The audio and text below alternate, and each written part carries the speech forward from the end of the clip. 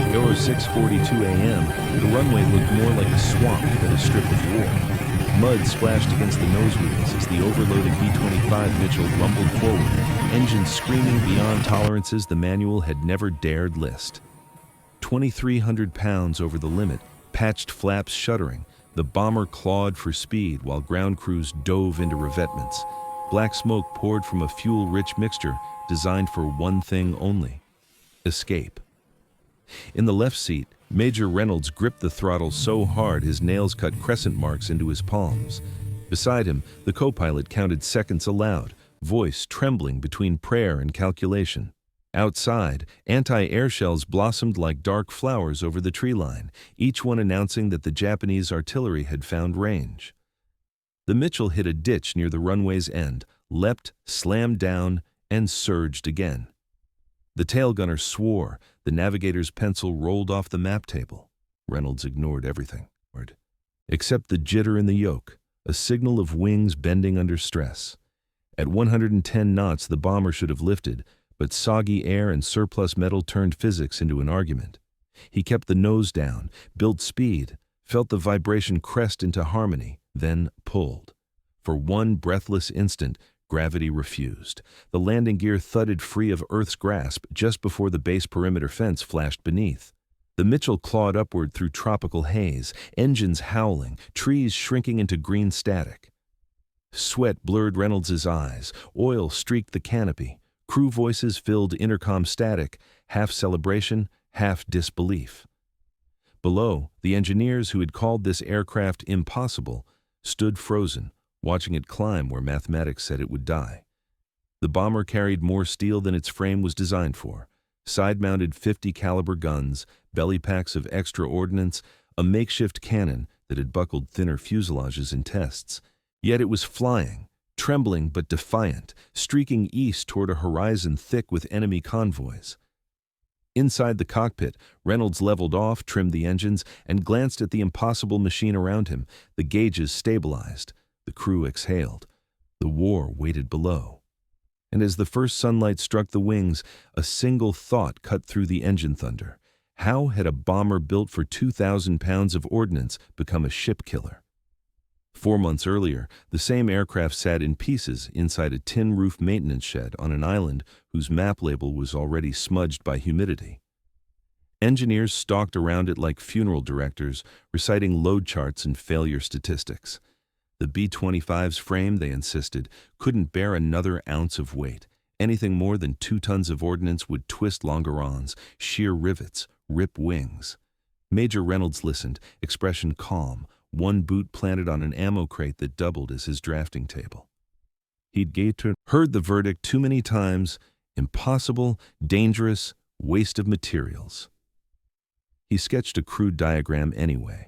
A modified nose, a side array of 50 caliber guns, and a salvaged 75mm cannon, a ship's nightmare if it could ever leave the ground. Around him, the mechanics exchanged glances, half amused, half worried. Lieutenant Harris muttered that Reynolds was planning to turn a medium bomber into a destroyer. "You'll never clear the runway," another engineer said. "You'll bury yourself in the coral." Reynolds only replied, "Then we'll shovel ourselves out faster than they calculate." They called it his sideshow project, a tinkerer's fantasy born from too many nights watching convoys slide unpunished through the Solomon waters. But to Reynolds, it was necessity. Torpedo bombers missed too often, dive bombers couldn't loiter, and long-range strikes drained fuel before the real fight began. He knew that if he could mount heavy firepower on one fast medium chassis, it might bridge the impossible distance between land base and Japanese resupply lines.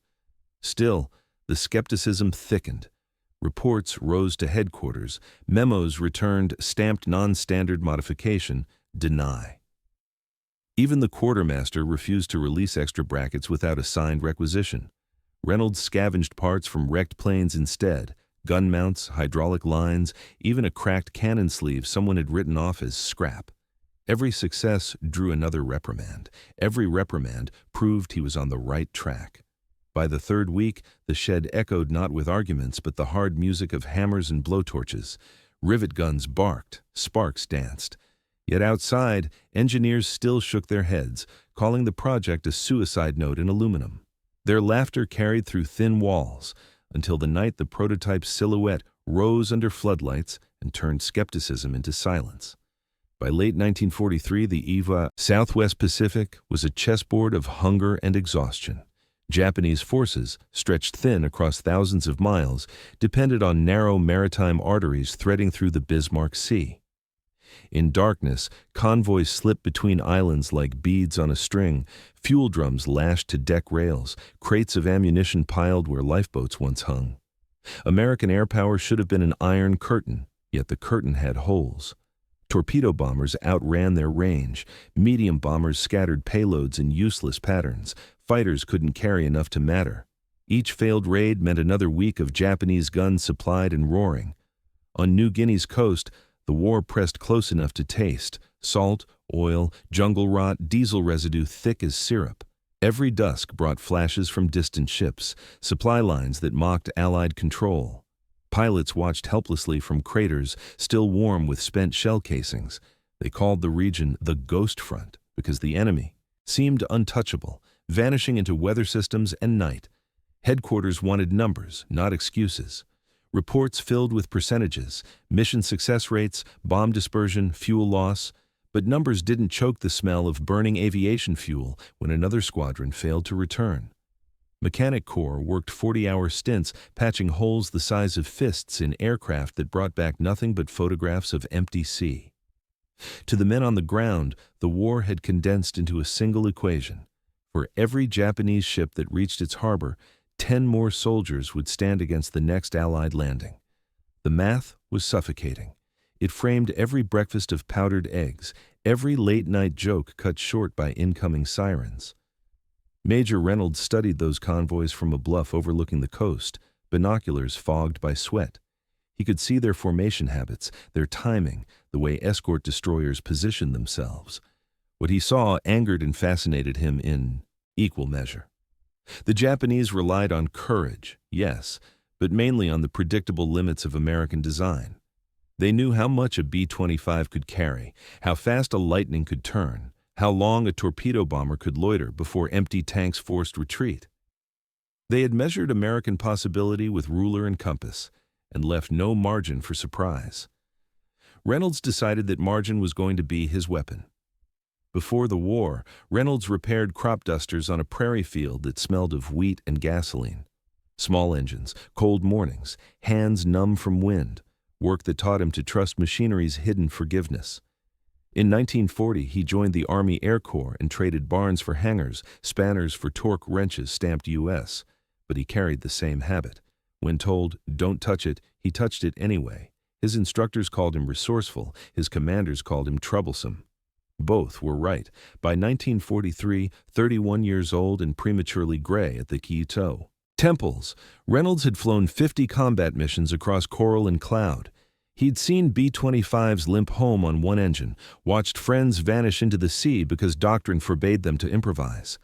Every loss pressed the same question into his mind like a rivet. What if the limits weren't real? What if the manual lied by omission? He wasn't reckless. Reckless gambled lives, he invested them. When ordered to rest, he prowled the maintenance bays, fingertips trailing along bullet dents and scorched paint, reading each scar like Braille. Crewmen joked that he loved the planes more than people. Maybe they were right. Aircraft rarely disappointed him, and people often did. Reynolds's imagination gathered around practicality. He didn't dream of heroics, he dreamt of efficiency. Watching convoys slide untouched through coastal fog, he saw not despair, but an unsolved equation. The Air Corps talked in tons of bombs dropped. He thought in seconds of exposure, angles of attack, and probabilities of survival. Somewhere inside those variables lived a new answer. His problem was that the bureaucracy rewarded obedience, not inspiration.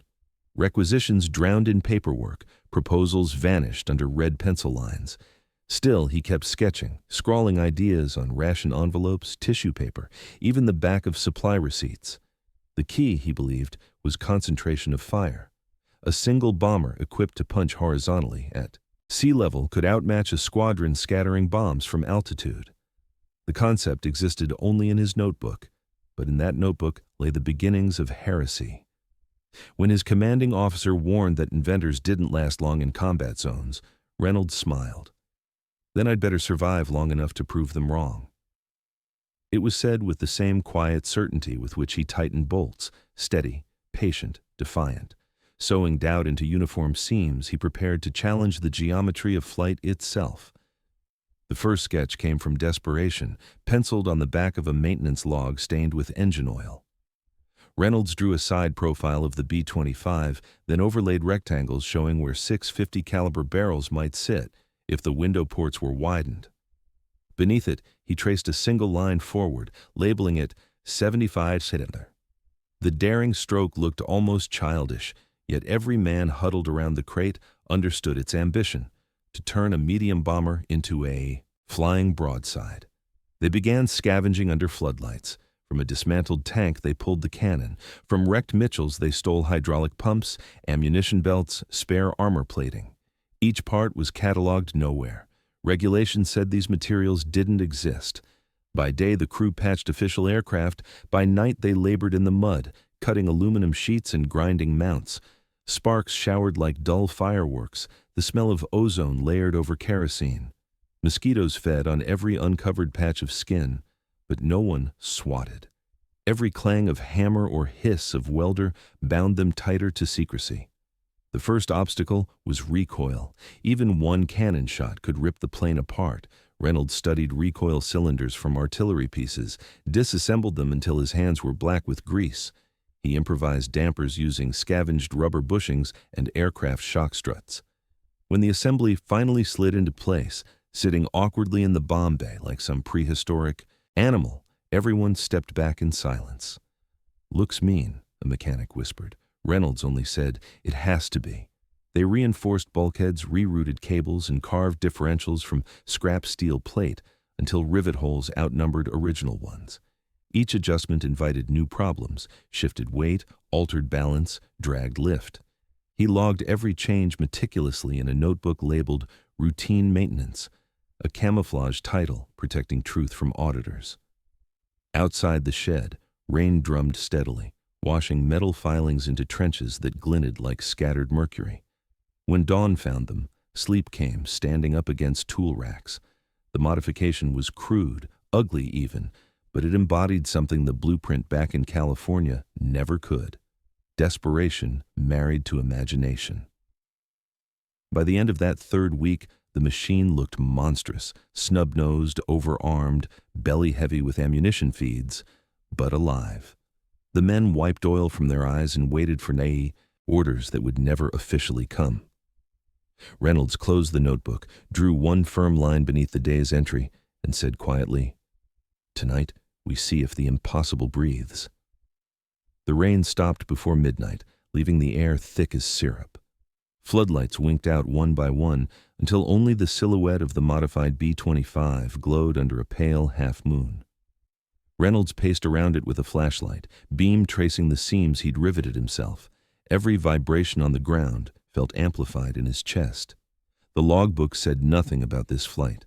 There would be no observer, no authorization, only risk. He pulled himself into the cockpit. The leather seat was damp, smelling of salt and fuel. One by one, the crew climbed aboard, volunteers who understood that curiosity could end their careers or their lives. The engines coughed, spat flame, caught with a roar that reverberated against the tin roofs. Gauges trembled in their green glow. Never had a set of needles carried so much doubt.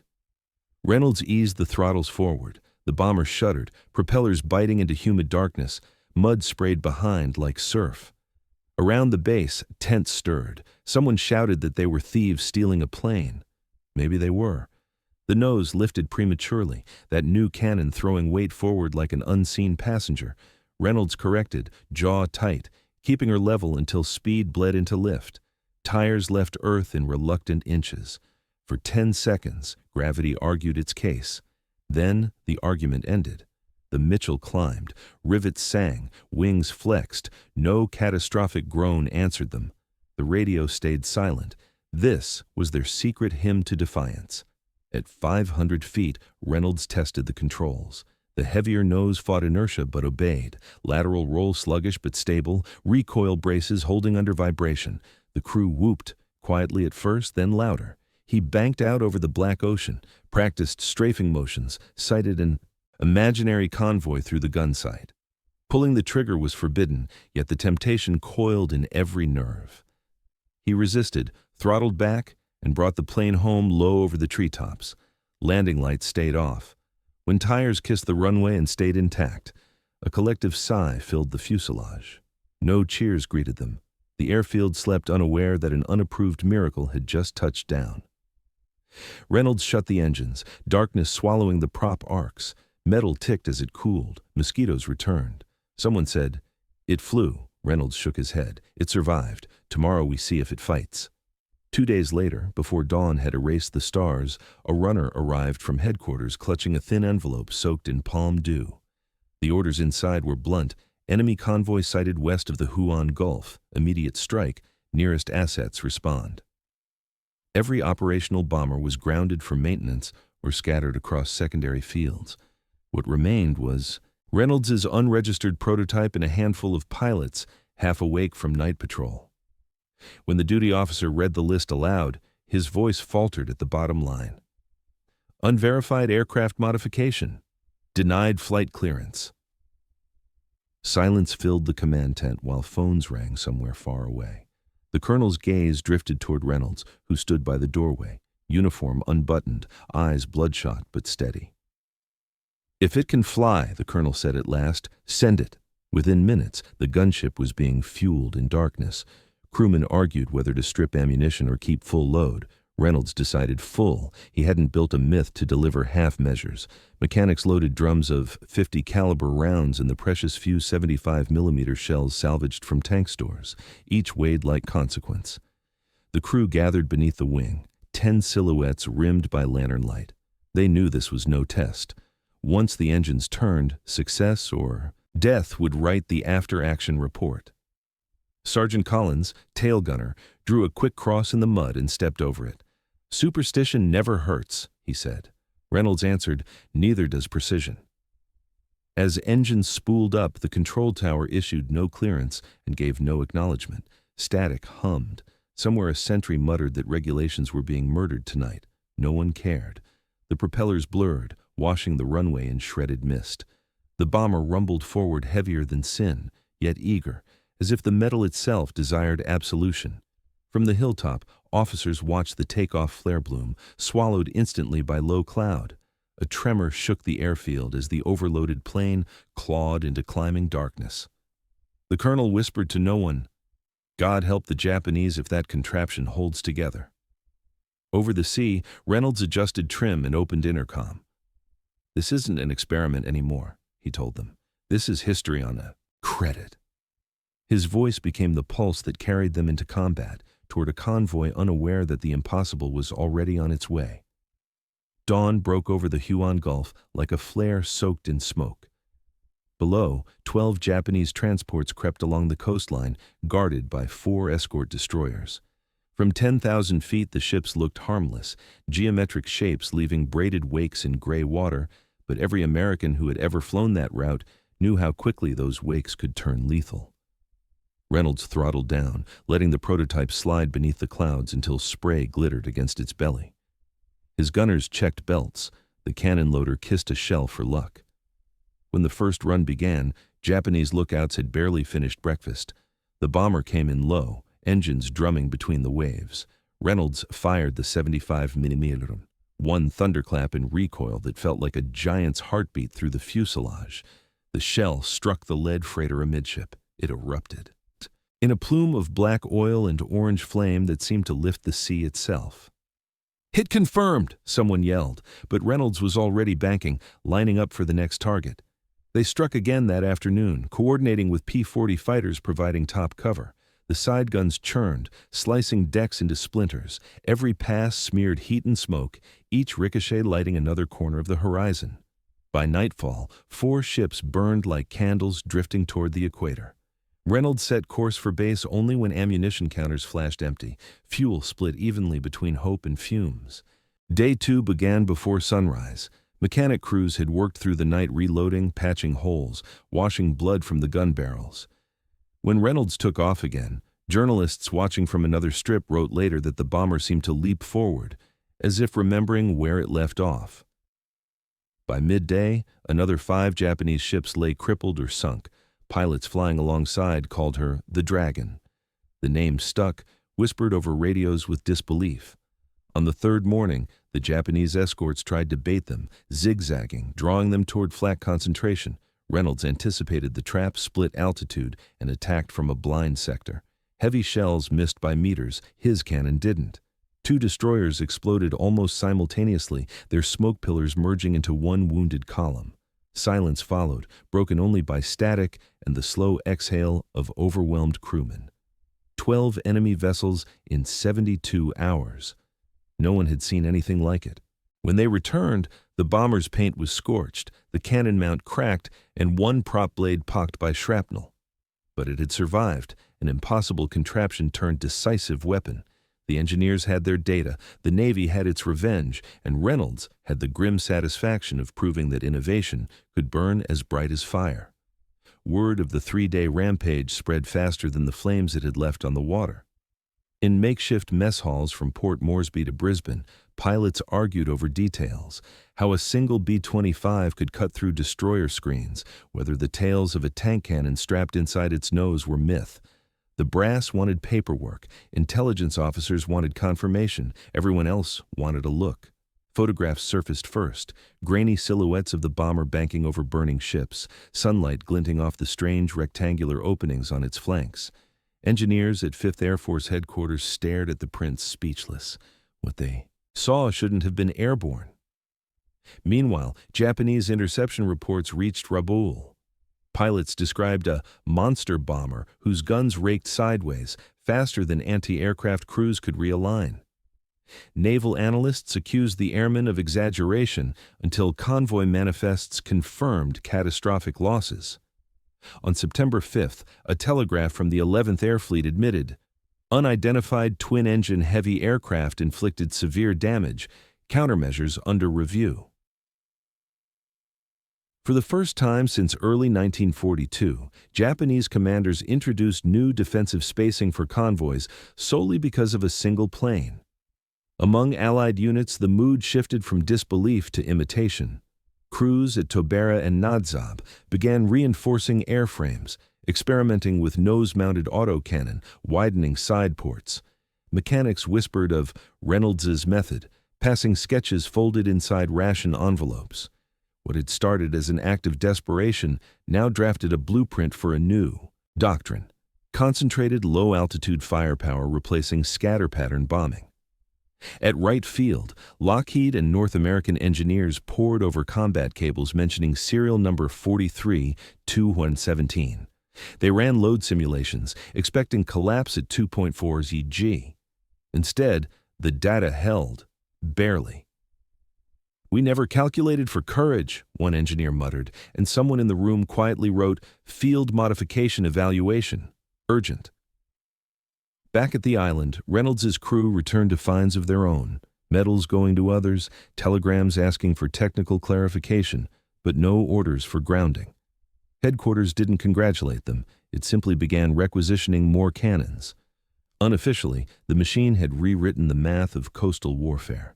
Japanese sailors would later say they recognized the impossible gunship by sound, a deeper, angrier engine note that seemed to carry its own thunder long before the shells arrived. The echo of that sound rolled across the Pacific, louder than any commendation, declaring that impossibility had been permanently subtracted from the manual. 3 weeks after the raids, headquarters issued its report, 6 paragraphs, 2 charts, and not a single name. The experimental B-25 armament configuration, it read, had displayed unexpected tactical efficiency. It might as well have described a weather balloon. Somewhere beneath layers of office air conditioning, engineers in pressed uniforms rewrote history to sound civilized. They called it a field variation worthy of further study, omitting that it had been hammered together under lantern light by men working between court-martial and genius. Reynolds received the document folded into his flight record, alongside a caution that unauthorized modifications should not be repeated without formal approval. He smiled without humor. Formal approval, he knew, had never sunk a ship.